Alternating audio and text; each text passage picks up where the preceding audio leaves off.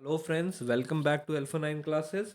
हमने अपनी previous classes में आरटीजीएस और एनईएफटी के बारे में जाना था और आई एम श्योर कि मेरी प्रीवियस वीडियोस देखने के बाद आपके माइंड में कोई भी कंफ्यूजन और डाउट नहीं रहा होगा एनईएफटी और आरटीजीएस को लेके।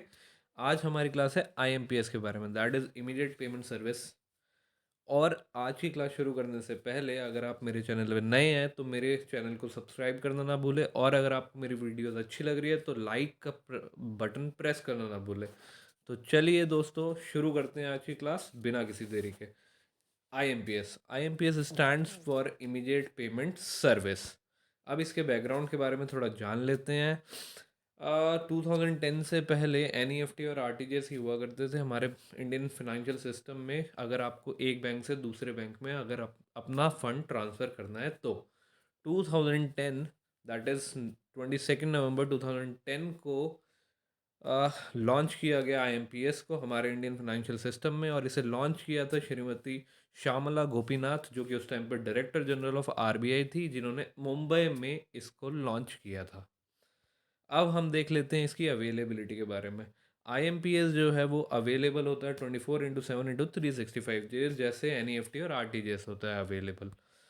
अब हम ये देख लेते हैं, एक रोबस्ट और रियल टाइम है, ये एक्चुअल में रियल टाइम रहता है। जैसे एनईएफटी और आरटीजीएस में थोड़ा टाइम लैग हो सकता है आपका फंड ट्रांसफ़र होने में एक बैंक से दूसरे बैंक में, लेकिन अगर आप आईएमपीएस करते हैं तो ये immediately with in seconds, fractions of seconds में आपकी ट्रांजेक्शन सेटल हो जाती है एक बैंक से दूसरे बैंक में। यहाँ आपने ट्रांजेक्शन करी और वहाँ आपके बेनिफिशियरी को पैसा मिल जाएगा।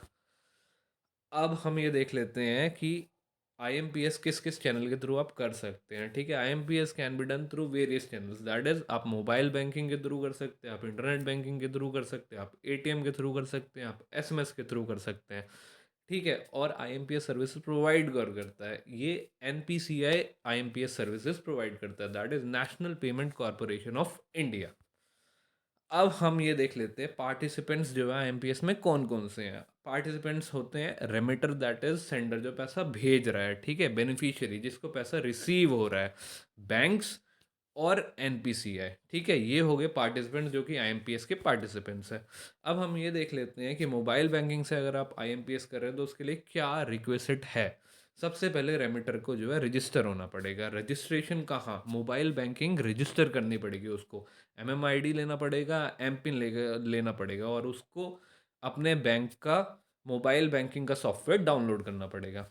अब ये देख लेते हैं जिसको पैसा रिसीव करना है उसको क्या करना पड़ेगा, उसको अपने बैंक में अपना मोबाइल नंबर जो है अपने अकाउंट से लिंक करना पड़ेगा। ये बहुत ज़रूरी है, अगर कोई रिसीव करना चाहता है एमपीएस के थ्रू पैसा तो उसका मोबाइल नंबर जो है उसके अकाउंट के साथ रजिस्टर होना चाहिए बैंक में।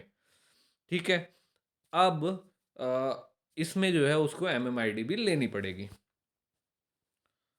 अब ये देख लेते हैं कि आईएमपीएस के थ्रू जो है हम फंड जो ट्रांसफ़र करते हैं वो कैसे कैसे कर सकते हैं। ठीक है, फंड्स ट्रांसफ़र करने के मेन दो तरीके हैं आईएमपीएस में, that is one is P to P, that is person to person, और जो सेकंड है वो है हमारा P to A, that is person to account.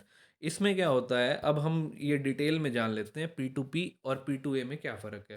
P to P, P to P में क्या होता है, पी टू पी के अंदर जो सेंडर और रिसीवर होता है दोनों को मोबाइल बैंकिंग रजिस्टर करनी पड़ती है। ठीक है, यूनिक एमएमआईडी उनको लेनी पड़ेगी। ठीक है, एमएमआईडी, एमएमआईडी के बारे में जान लेते हैं। एमएमआईडी क्या है, एमएमआईडी है 7 डिजिट का एक कोड होता है। ठीक है, जो जनरली कॉम्बिनेशन होता है आपके मोबाइल नंबर और आपके अकाउंट नंबर का।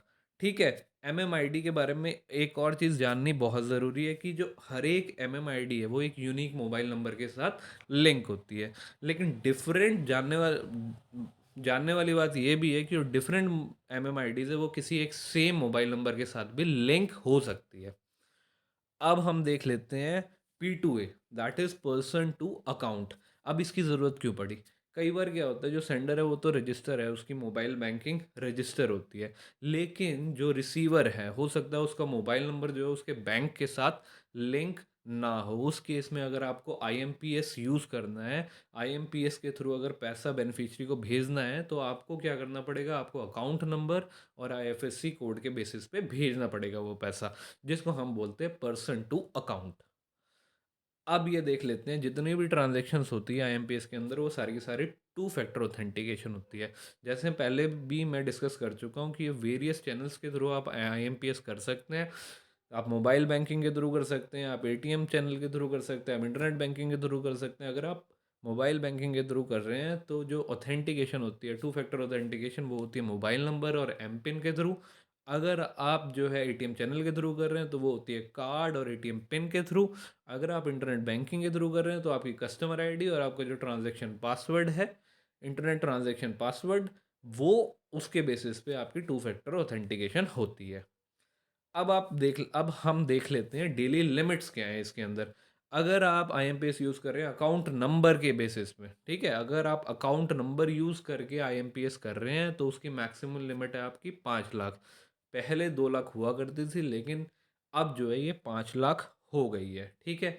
अगर आप एमएमआईडी यूज़ करके करते हैं तो आपकी मैक्सिमम लिमिट है 5,000, और वो भी सारे के सारे चैनल्स मिला के। ऐसा नहीं है कि आप एटीएम चैनल यूज़ करेंगे तो 5,000 कर सकते हैं, ठीक है? मोबाइल बैंकिंग यूज़ कर रहे हैं तो 5,000 कर सकते हैं, इंटरनेट बैंकिंग यूज़ कर रहे हैं तो 5,000, ऐसे नहीं है। टोटल मिला के ही 5,000 है, ठीक है? और यूएसएसडी, अगर आप यूएसएसडी को यूज़ करके कर रहे हैं तो सिर्फ आपकी 1,000 रुपये लिमिट है पर डे की, ठीक है? यूएसएसडी क्या है? Unstructured supplementary service data. इसके बारे में हम डिटेल में बाद में डिस्कस करेंगे। अभी फ़िलहाल के आप इतना जान लीजिए, जो आपको याद होगा स्टार 99 हैश करके जो भी सर्विस आप यूज़ करते हैं, ठीक है? वो जो है यूएसएसडी के अंडर आते हैं। अब हम देख लेते हैं फ़ीस और चार्जेस क्या है इसके अंदर। अब देखने वाली बात ये है कि इसके अंदर जो फ़ीस और चार्जेस है वो बैंक्स, इंडिविजुअल मेंबर बैंक्स खुद डिसाइड करते हैं कि मिनिमम मैक्सिमम जो है क्या चार्जेस कस्टमर से लेने हैं, ठीक है? अभी जो आपकी स्क्रीन पे दिखाई दे रहा है, ठीक है? कुछ बैंक्स जो है उसके मिनिमम मैक्सिमम चार्जेस मैंने इसमें लिखे हुए हैं। जैसे एचडीएफसी हो गया, उसमें मिनिमम 3.5 रुपये प्लस में जीएसटी, मैक्सिमम 15 रुपये जीएसटी हो गया, ठीक है? आईसीआईसीआई जैसे उसमें 5 रुपये प्लस में जीएसटी है, मैक्सिमम 15 रुपये प्लस जीएसटी है। कैनरा बैंक का नील है, मतलब अप टू 5,000 जो है उसमें कोई चार्जेस नहीं लगते हैं आईएमपीएस के, और मैक्सिमम 15 रुपये प्लस में जीएसटी, ठीक है जी। तो आज की जो आप हमारी क्लास थी आईएमपीएस की, हम ये यहीं समाप्त करते हैं, और हम नए टॉपिक्स के साथ नए क्लासेस में मिलेंगे। तब तक के लिए नमस्कार। और अगर आपको मेरी वीडियो अच्छी लगी हो तो प्लीज़ इसको शेयर करिए, लाइक करिए, सब्सक्राइब करिए मेरा चैनल। नमस्कार।